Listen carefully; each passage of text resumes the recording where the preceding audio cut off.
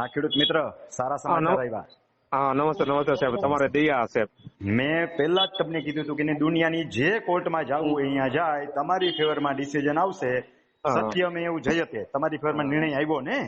તમારો ખૂબ ખૂબ આભાર હો સાહેબ. ઈ માણા મેં તમને નતું કીધું હાઈકોર્ટમાં જાય તો ભલે, હવે એની પાસે હાઈકોર્ટ એક જ બાકી વધી, એ બધી લડી આવ્યો, સમજી લ્યો. તમને હેરાન કરવા મામલતદાર કોર્ટમાં ગયો, ન્યાય હાર્યો. પ્રાંતમાં ગયો, ન્યાય હાર્યો. ત્યારે મેં તમને કીધું હતું ઉપાધિ કરો, સત્યનો જ વિજય થશે. પછી સિવિલ કોર્ટમાં ગયો તો સિવિલ કોર્ટનો સ્ટે વેકેટ થઈ ગયો. હવે એની પાસે હાઈકોર્ટ એક જ ખુલી છે. હજી પૈસા વધારે હોય ભલે હાઈકોર્ટમાં જાતો. તમારે પાછળ ખરડાવવું પડ્યું, પણ મારો શબ્દ ખોટો ન પડે. નહીં નહીં સાહેબ, તમારો ખૂબ ખૂબ આભાર. એટલે મને મળ્યું ને સાહેબ ને કીધું તો હવે મામલતદાર આવશે પાછું અટકાવી નહીં કે એ માટે મને અટકાવે. હવે એની પાસે એક જ રસ્તો રહ્યો હાઈકોર્ટ નો. બરાબર. હાઈકોર્ટમાં જાય તો 5 લાખમાં ઓછામાં ઓછો રಹುઈ જાય. ઓહો, સમજાવો. અને તમારી ચિંતા કરો, તમારે સસ્તામાં સસ્તો વકીલ રાખવાનો. હાઈકોર્ટમાં જાય તો સ્ટે વેકેટ થઈ જાય. બરાબર બરાબર. એ જાશે જ નહીં. હવે તો એટલી બુદ્ધિ નહીં આપે ભગવાન એને.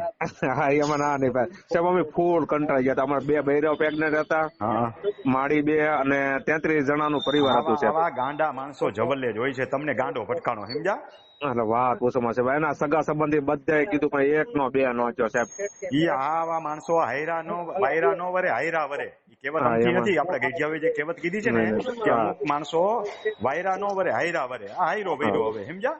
હવે એના બાપુજી આવશે, બુલડોઝર મારશે, કાઈને મારવું પડશે. અને બુલડોઝર મારશે તો ખર્ચાનું બિલ પકડાવશે, જોજો. હા બરાબર બરાબર.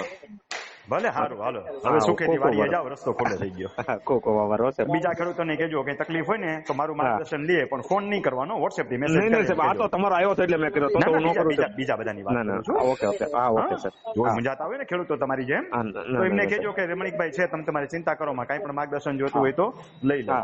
Okay okay. ભલે આવજો ભાઈ. હા.